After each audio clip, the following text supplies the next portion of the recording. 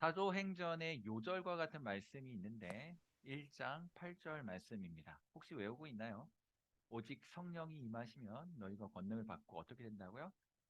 예루살렘과 온 유대와 사마리아와 땅끝까지 이르러 내 증인이 되리라. 네. 어, 이 말씀을 따라서 사도행전 28장까지 쭉 이어져 가는 것을 봅니다. 예루살렘, 그 너머 유대 지역, 그 너머 사마리아, 그 너머 그 땅끝까지 복음이 전해지는 과정이 이 사도행전 전체에서 기록되고 있는 것을 우리는 볼 수가 있어요. 근데 복음이 전파되는 과정에서요, 꼭 빼놓지 않았던 일이 뭐냐면 박해가 일어나는 일이었습니다. 그도 당연한 게 평소에 내가 가지고 있지 않았던 생각, 내가 신경 쓰지 않았던 일들, 그리고 내가 원치 않은 일들을 가르쳐 주거나 혹은 그러한 삶을 살도록 권면하기 때문에 싫은 거예요. 그냥 나는 내가 하고 싶은 대로, 내 생각에 끌리는 대로, 내 입맛대로 하고 싶은 것이 보통 일반 사람들의 생각이거든요.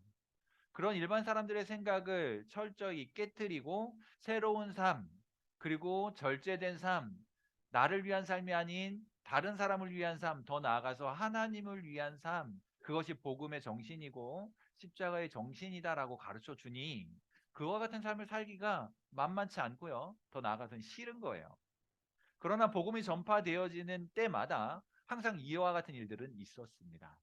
사실 여러분들이 지금 성장기에 있는데 지금 여러분들이 학교나 어디에서든지 배우는 모든 것들이 사실은 그래요.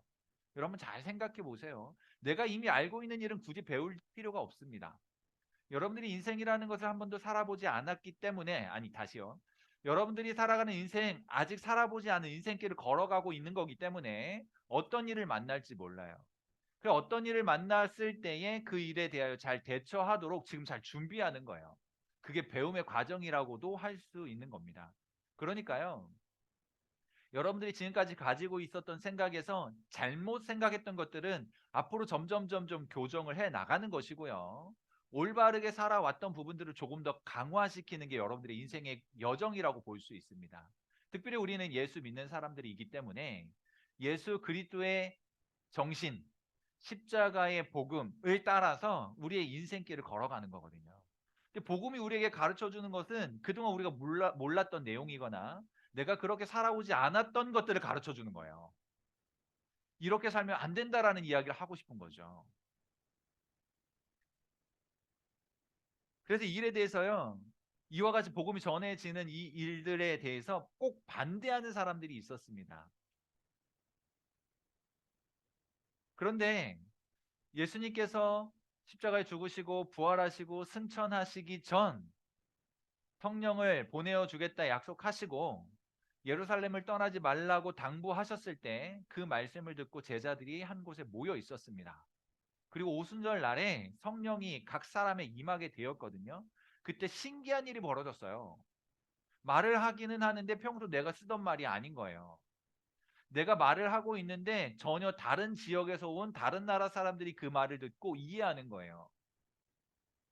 내가 하는 말 평소와 다른 말인데 가만히 보니까 다른 나라의 말로 하고 있더라는 거죠. 그런데 더 신기한 건 뭐냐면요. 모여있는 모든 사람들이 각각 다른 말들을 하기 시작했는데 내용이 같습니다.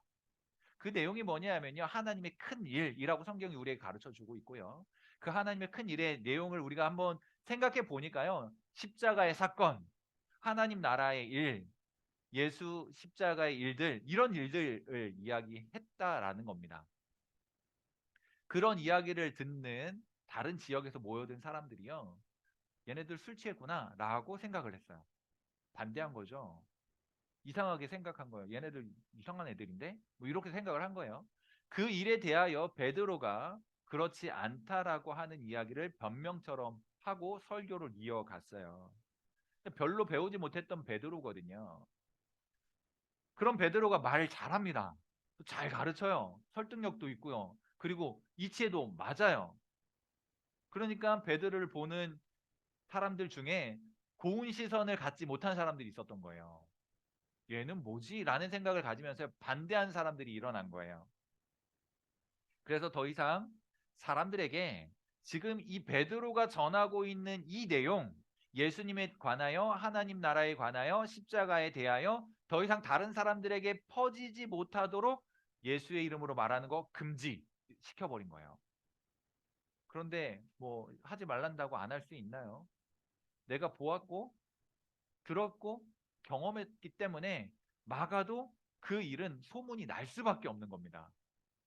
당연하잖아요. 내가 거짓말을 하고 있는 게 아니라 내가 보고 듣고 경험한 것들을 이야기하는데 그게 거짓이 아닌데 진짜인데 그것을 이야기하는 걸 누가 막을 수 있겠어요? 그래서 베드로도 멈출 수가 없었습니다. 말하지 않을 수 없었죠. 잠잠할 수가 없었습니다. 예수님의 명령처럼 땅끝까지 이뤄서 복음을 전하라고 했던 이 명령을 따라서 전할 수밖에 없었던 거예요. 여기서 우리가 하나 깨닫게 되는 게 있는데요. 여러분들이 이 복음을 전하려면 듣고 보고 내가 먼저 경험하는 일들이 필요합니다. 이렇다더라 그렇다더라 이런 정도는 좀 약해요. 근데 여러분들이 실제로 경험한 거는요. 정말 이래 내가 경험해서 누가 뭐래도 나는 확실해 라고 말할 수 있게 되는 거거든요. 사랑하는 여러분, 예수님을 인격적으로 경험하실 수 있기를 축복합니다. 십자가의 은혜를 많이 경험하실 수 있기를 축복합니다. 이 복음이 진리라고 하는 사실을 입술로 고백하고 삶으로 드러낼 수 있기를 축복합니다. 여러분 우리가 살아가야 할 인생길은 이래요. 이것을 들고 나아가서 전하는 삶을 살아가야 되는 겁니다.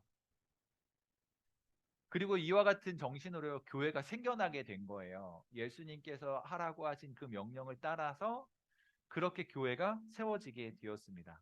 처음 교회가 생겼을 때의 모습이거든요.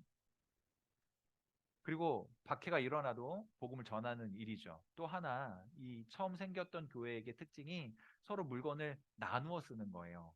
성경은 통용하다라고 표현하고 있는데 네 것 내 것 없이 그냥 쓰는 거예요. 그리고 뭐 남의 거 막 훔쳐서 쓴다 이런 말이 아니고요. 나에게 있는 것으로 다른 사람의 필요를 채워주는 그런 넉넉한 마음, 베푸는 마음을 가지고 있었다는 말입니다. 그러니까 말없이 가져가는 것은 절도입니다. 그러면 안 돼요. 범죄예요.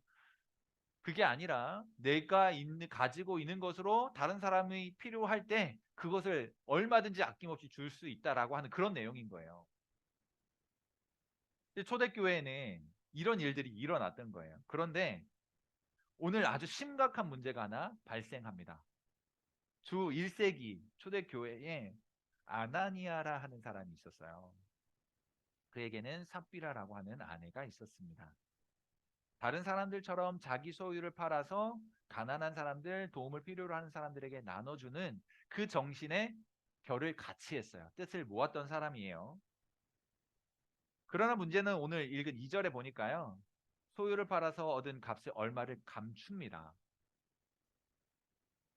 여기 소유라고 되어 있는 이 표현은 땅이나 밭과 관련된 재산을 일컫는 표현이거든요. 그리고 3절에서 베드로도 그렇게 이야기합니다. 땅값이라고 정확히 표현을 해요. 그런 것으로 보았을 때 자기 밭이나 땅을 팔아서 얻어진 이 수익, 그것을 얼마를 감추고 나머지 얼마를 사도들에게 갖다 바친 거예요. 어쨌든 땅을 팔고 그 값을 감추었는데 아나니아가 혼자 한 게 아니고요. 아내도 알고 있었습니다. 남편과 아내, 아내와 남편이요 같이 공조해가지고 땅값을 얼마를 감춘 거예요. 그리고 얼마만큼만 갖다 드린 거죠. 이 정도 되면 우리는 좀, 이건 너무 심한 거 아닌가라는 생각이 들 수도 있습니다. 잘 들어보세요. 베드로가 땅값을 감춘 것을 알았어요. 그리고 아나니아를 책망했습니다. 그렇게 했을 때 아나니아가요, 그 자리에서 죽었어요. 이해되세요? 아니, 내가 내 물건 팔아서 내 맘대로 했는데 그것 때문에 내가 그 죽음을 당해야 된다면 도대체 이건 뭐야? 라는 생각 들 수도 있는 부분입니다. 그게 전부가 아니죠. 베드로가요, 어찌하여 돈을 감추고 거짓말했느냐라고 그렇게 따졌을 때, 추궁했을 때 그 자리에서 죽었거든요. 그리고는 3시간 후에 아내가 아무런 영문도 모른 채 이제 들어왔어요. 그리고 똑같이 물었습니다. 이것이 판 값의 전부냐라고 베드로가 물으니까요. 네, 맞아요. 라고 아내가 대답을 했거든요. 그 자리에서 삽비라도 역시 책망을 듣고 죽습니다. 뭐 자녀 얘기가 없는 걸로 봐서는 부부만 있었던 것으로 추정이 되는데 확실하진 않아요. 그게 중요한 게 아니고요. 어쨌든 이 두 부부가요. 3시간 상간에 그냥 바로 그날에 죽임을 당합니다. 여러분 이해가 되세요? 이 사람들 왜 죽었을까요? 왜 죽은 것 같으세요? 이쯤 되면 교회 좀 무서운 거 아니야? 뭐야 이거? 이런 생각이 들 수도 있어요. 야 이거 잘못했다가는 나도 죽겠는 걸? 뭐 이런 생각이 들 수도 있단 말이죠.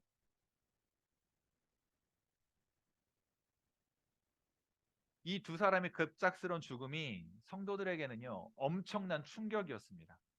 그리고 우리가 생각하는 것처럼 두려움이었어요. 그래서 11절에는 크게 두려워했다라고 기록하고 있어요. 성도들이 얼마나 혼란스러웠을까요? 이 사건, 이 장면을 보면서 얼마나 두렵고 혼란스러웠을까요? 그리고 이것을 우리는 어떻게 이해하면 될까요? 이제 소유를 조금이라도 가지고 있으면 죽을지도 모르겠구나. 성경을 그렇게 보시면 안 됩니다. 이 문제 실마리는 3절에서 풀 수 있습니다. 베드로가 말해요. 어찌하여 사탄이 내 마음에 가득하여. 직역하면요. 이 말을 직역하면 무엇 때문에 사탄이 너의 마음에 가득 찼느냐는 거예요. 왜? 무엇 때문에 너의 마음에 사탄이 가득 차 있니? 라고 물었습니다. 베드로는요. 아나니아의 마음에 사탄이 가득 찬 것을 책망했던 거예요. 내게 있는 재산, 소유를 팔든지 안 팔든지 그것은 그 사람의 몫입니다. 팔은 소유를 드리냐 안 드리냐도 역시 그 사람의 몫이에요. 그런데 베드로의 책망은 안 드려서 책망을 했던 것이 아니라 아나니의 마음속에 사탄이 가득 채워져 있는 것 때문에 책망했던 거예요. 초대교회의 공동체는요 어떻게 세워졌는지 우리 몇 주 동안 생각해 보았잖아요. 성령이 각 사람 속에 임하시고 그렇게 해서 비로소 교회가 시작이 됐어요. 다시 말하면 교회는 성령 공동체입니다. 마음속에 성령을 모시고 성령의 인도하심을 받아야 하는데 성령이 아니라 사탄이 가득했다는 거예요. 성령을 채우고 성령에 따라서 살아가야 할 사람들이 그것이 아니라 성령을 배반하고 성령으로부터 멀어지고 오히려 사탄으로 그 마음을 가득 채우고 그렇게 살았기 때문에 베드로가 책망한 거예요. 단지 물건을 팔았느냐 안 팔았느냐, 돈을 감추었느냐 안 감추었느냐의 문제가 아니라는 것입니다. 어떤 사람들은 사도행전을 성령행전이라고도 말하더라고요. 오늘날 우리는 성령 공동체의 한 사람들이 되었습니다. 마찬가지 우리도 이 성령을 따라서 살아가는 사람들이에요. 사탄의 어떤 미혹이나 사탄의 이끌림이 아니라 성령께서 우리를 주장하시고 이끌어 가시는 대로 살아가라고 하시는 대로 사는 사람들이란 말이죠. 그런데 지금 아나니아와 삽비라는 어떤 태도를 보이고 있나요? 성령의 역사와 성령의 주도하심, 그 이끄심 이런 것들을 따라서 성령에 사로잡힌 사람이어야 했는데 그러지 못했던 것입니다. 그리고는요. 성령을 속인 거예요. 모를 줄로 알고 그렇게 했던 거예요. 성령의 사람이라 할 수 없는 거죠. 성령을 배반한 사람들이었습니다. 그리고 오히려 사탄으로 마음을 채웠던 사람들이었어요. 성령이 충만한 초대 교회 안에서 성령으로부터 이탈한 모습을 보인 거예요. 그래서는 안 된다는 거죠. 성령으로부터 이탈하게 되면 이처럼 비참한 최후를 맞게 됩니다. 그러니까 내 재산 다 팔아서 헌금해야 되겠다 이렇게 생각하시면 안 됩니다. 그건 여러분의 몫이에요. 알아서 하세요. 마음이 감동이 되시면 그렇게 하세요. 반대하지는 않겠습니다. 근데 대신 한번 조금 미심쩍게 보기는 할 거예요. 또 왜 그러니? 이런 정도. 하지만 그렇게 하는 거에 대해서 누가 뭐라 할 사람은 없습니다. 그리고 이걸 강요할 일도 아니에요. 그러니까 성경을 그렇게 볼 것이 아니라 왜 이와 같은 사건들이 벌어졌고 그것을 통해서 우리에게 무엇을 가르쳐 주고자 하심인가를 분명히 볼 수 있어야 돼요. 베드로의 책망은 땅값을 다 내놓았기 때문에가 아니라 4절에 보면 땅이 그대로 있을 때에는 내 땅이 아니고 판 후에도 내 마음대로 할 수 없더냐라고 이야기를 했어요. 조금 난해하죠. 도대체 무슨 말인지 조금 헷갈려요. 이 말을 이해하기 쉽게 그냥 직역하면 이런 말이에요. 그것이 팔린 후에도 그것이 내 권세 속에 있지 않았느냐? 너의 권세 아래 있지 않았느냐? 뭐 이런 얘기거든요. 다시 말하면 이 권세라고 하는 거는요. 땅을 팔 수 있는 권세. 내가 가지고 있는 거죠. 그 땅 주인이 땅을 팔 수 있는 권세, 안 팔 권세가 이 사람에게 있는 거예요. 땅을 팔고도 이 소유를 내가 쓸 수 있는 권세, 교회에 헌금할 수 있는 권세가 내게 있는 거예요. 그런데 그 권세를 가지고 성령의 인도하심을 따라 바르게 그 권세를 써야 할 사람이 성령의 인도하심이 아닌 사탄의 마음에 사탄이 가득하여서 사탄을 따라 그런 행동을 했다는 거예요. 그 권세를 제대로 쓰지 못했다는 말입니다. 다시 정리해 볼게요. 그런 권세들을 성령의 인도하심을 따라 사용해야 할 사람이 성령을 거절하고 사탄이 원하는 대로 사탄이 가득한 마음으로 썼다는 거예요. 그 권세를 제대로 쓰지 못했다는 말이죠. 이해가 되시나요?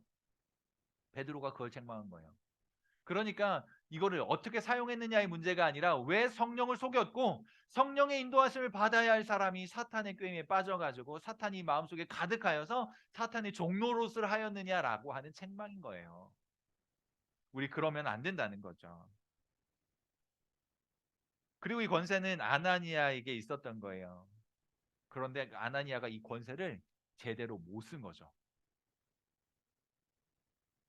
무엇을 취하든지 안 취하든지 그렇게 하는 거에 대해서 누가 뭐라고 하겠어요. 어떤 것을 취해도 상관은 없습니다. 그러나 성령의 인도하심을 받을 필요는 있는 거죠. 문제는요, 돈을 감춘 것이 아니라 사탄이 가득해서 성령을 속였다는 거예요. 걸리지 않을 줄 알았는데 걸린 거예요. 성령을 누가 속일 수 있겠어요? 이미 다 알고 있는 거죠. 그리고 이 일은 사람을 향한 거짓말이 아니라 하나님을 속이는 일이었다라고 하는 것 때문에 책망을 듣게 된 것입니다. 땅이든 돈이든 아나니아가 임의로 처분할 수 있었어요. 그런 권세를 가지고 있었지만 그 권세를 바르게 써야 할 책임이 또한 아나니아에게 있었던 겁니다. 거짓말해서는 안 됐다는 거죠. 사, 사탄의 꾀임에 빠져가지고 성령을 속이는 일들은 하지 말았어야 된다는 겁니다. 차라리 팔기는 했으나 내가 필요해서 그냥 제가 조금 썼습니다 라고 했더라면 이런 상황까지는 오지 않았겠죠. 하나님을 속이는 일은 아니었겠죠. 그런데 하나님을 속이는 결과가 되고 말았습니다. 올바르게 사용할 수 있는 권세를 포기하고 사탄에게 자기 권세를 내어준 거예요. 아나니아와 삽비라의 잘못은 일부만 드린 것에 있는 것이 아니라 조금만 드린 것에 있는 것이 아니라 그것을 드리고는 전부 드린 것처럼 속였다는 거예요. 그럼 아나니아와 삽비라가 왜 이렇게 행동했을까요? 오늘 설교의 핵심입니다. 왜 아나니아는 이렇게 행동했을까요? 자기에게 주어진 권세를 제대로 사용하지 못하고 사탄에게 넘겨주는 일을 하고 말았을까요? 왜 그런지 아세요? 돈이 좋아서 그래요. 뭐 다른 이유가 뭐가 필요해요? 돈이 좋으니까 그런 거죠. 돈이 뭐든지 다 해줄 수 있을 것처럼 생각한 거예요. 2000년 전이나 지금이나 크게 다르지 않은 것이 있는데요. 첫 번째, 사탄이 판을 치고 있다는 거. 두 번째, 여전히 돈이면 다 된다라고 하는 그 돈에 사로잡혀 살아간다는 거. 이 두 가지는 크게 다르지 않은 것으로 보여집니다. 우리도 그렇잖아요. 돈이면 다 된다라고 하는 생각 어느 정도 가지고 있잖아요. 그것이 심각한 정도로 치닫게 되면요. 돈을 숭배하게 되는 우상 숭배가 되는 것이고요. 하나님을 불신앙하게 되는 죄가 되는 거예요. 가만히 생각해 보면 돈이 주는 유익은 제법 많습니다. 돈이 있으면 많은 일들을 할 수 있거든요. 돈 싫어하는 사람 있어요? 저는 돈이 정말 지긋지긋해요. 이런 사람 있어요? 목사님 넓은 마음으로 다 받아줄 테니까 다 가져오시면 됩니다. 아마 그런 사람은 없을 거예요. 없어서 한이지 뭐 있는 거에 대해서 싫어할 사람은 없으리라 보여집니다. 돈 좋은 거예요. 예, 뭐든지 할 수 있고 또 많은 유익을 줄 수 있고 혜택을 줄 수 있다라고 생각이 들 수 있는 괜찮은 거라고 보여집니다. 그러나 돈이라고 하는 건 사실은요 가치 중립적입니다. 좋은 것도 아니고 나쁜 것도 아니에요. 이 돈을 가지고 어떻게 활용하느냐의 과제가 우리에게 남겨져 있는 거죠. 어쨌든 돈이 있으면요, 그걸로 많은 유익을 누릴 수 있어요. 사실 많은 혜택을 볼 수 있습니다. 아마 여러분들에게 돈이 가득 주어진다고 하면 지금처럼 아마 안 살걸요? 지금처럼 사는 게 뭔데? 지금처럼 사는 게 뭔데요? 적어도 지금처럼 피곤하게는 안 살 것 같아요. 적당히 세상도 즐기면서 신앙도 지키면서 뭐 이런 정도 살지 않겠습니까? 짐작이에요, 그냥. 문제는 뭐냐면요. 돈이 주는 유익이 작지 않기 때문에 이 돈에 대한 유혹이 굉장히 크다는 거죠. 우리도 돈이 있으면 행복할 거라고 하는 그런 막연한 기대를 갖습니다. 교회에서 돈 많다고 행복한 것만은 아니야라고 해도 아무리 그런 이야기를 해도 부자라고 다 행복한 게 아니야라고 아무리 말해 주어도 나는 그래도 돈이 많은 게 좋은데 라고 말하는 게 우리들의 입장이에요. 얼마든지 그런 생각을 가질 수 있다는 거죠. 그래도 많은 돈 가져보고 싶어 라고 하는 게 우리들 속마음일 수 있다는 겁니다. 그리고 그 돈은 바로 오늘을 살아가는데 나를 편안하게 해줄 수 있고 나에게 유익하게 해줄 수 있다라고 하는 생각들을 가지고 있는 거예요. 그리고 그것이 필요하다라고 생각하는 거죠. 반대로요. 돈이 없으면 현실은 고통스럽고 피곤하다라고 생각을 합니다. 그래서 어떻게든지 돈을 좀 벌려고 하고 돈을 모으려고 하고 돈이 많았으면 좋겠고 그래서 막 밤에 꿈에 돈 많은 부자 되는 꿈 꾸면 기분 좋잖아요. 아니에요?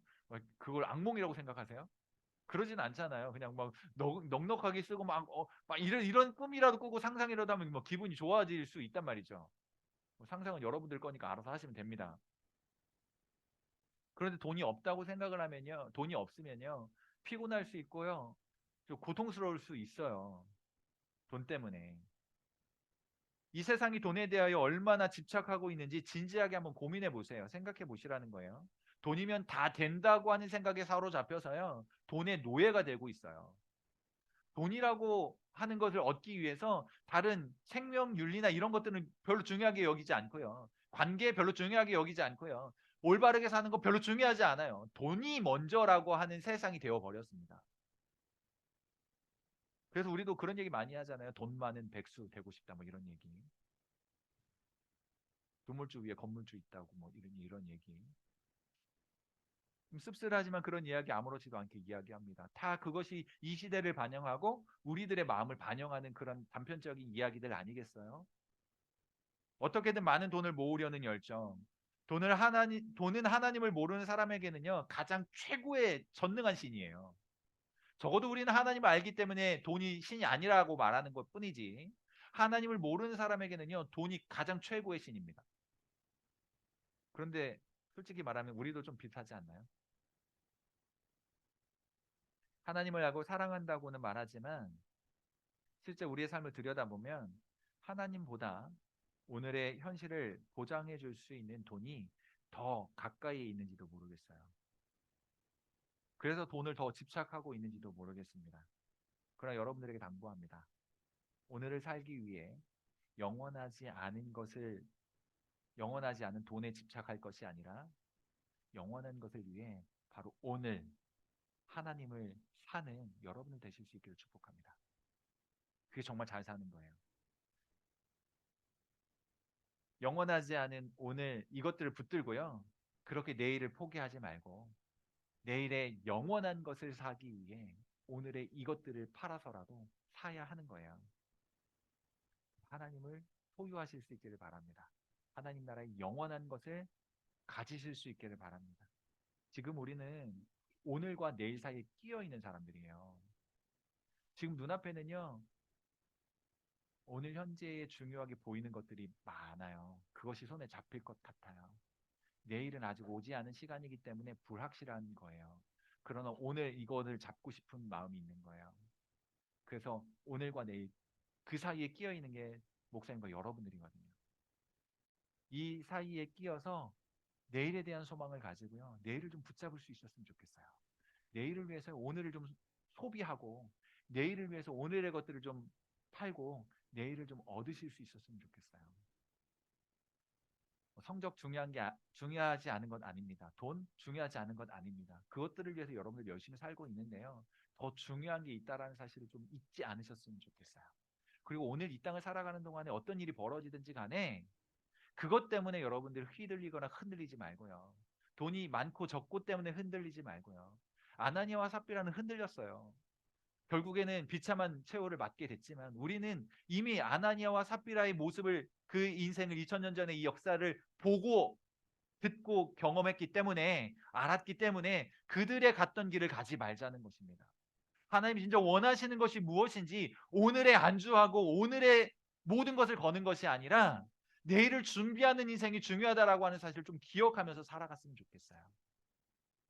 여러분 그런 인생 되어주시기를 바랍니다. 그래서요, 아직 기회가 있고 더 늦기 전에 그렇게 내일을 준비하는 여러분 되시기를 축복합니다. 성령의 인도하심과 성령의 이끌어가심, 지도하심을 따라서 살아주시기를 부탁을 드립니다. 하나님 나라의 영원한 것을 좀 바라보며 살았으면 좋겠어요. 그것들 여러분들의 가슴 속에 충분하게 채우고 살았으면 좋겠습니다. 오늘의 위기와 오늘의 삶, 편안한 삶은 그 어떤 것보다 우리를 많이 흔들 수 있어요.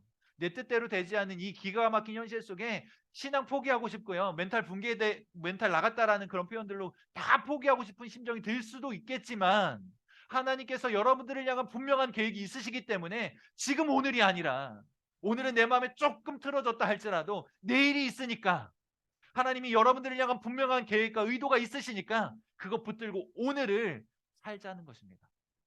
그러나 오늘 안 쥐어지어도, 손에 안 잡힌다 할지라도 그것 때문에 포기하지는 말자고요. 하나님을 바라보고 하나님을 붙잡으면 그 다음 일들은 하나님께서 해주실 것이니까, 이것이 믿음이에요. 여러분 이렇게 살지 않으면 이 땅 소망이 없어요. 매일 아침 눈 뜨면 한번 생각해 보세요. 늘 스트레스가 우리를 찾아오잖아요. 이와 같은 이 시대의 현실, 이치들을 좀 깨닫고 하나님 나라를 붙들고 하나님 나라를 바라보면서 그렇게 영원한 소망을 가지고 사셨으면 참 좋겠습니다.